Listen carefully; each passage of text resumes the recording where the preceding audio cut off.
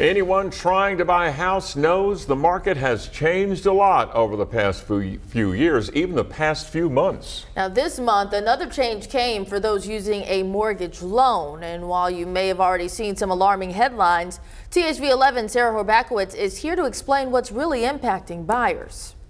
That's right, Faith. Some of those viral headlines suggest that buyers with higher credit scores will now pay a higher mortgage rate than those with lower credit scores. But that's not necessarily true. While a new federal move to make home buying more accessible is raising fees for some with good credit, there's a lot more to it.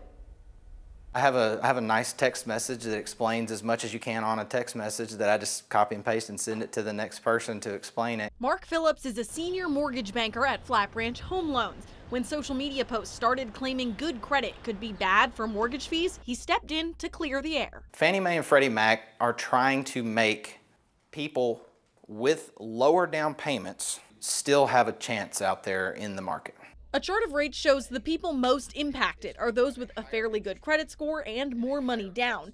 But even with the rate hike, those clients are still paying less overall than those with a bad credit score. What they've done is realigned the risk factors for borrowers with low versus high credit scores and how much of a down payment there is on the home. UALR economist Michael Packo says this is just a part of a regular review process for the Federal Housing Finance Agency. They're phasing in this program that has been really months-long comprehensive review of the risk factors. But Phillips says there are ways to avoid the higher fees, even with a higher credit score. You could structure that loan in a way where maybe you only put 5% down.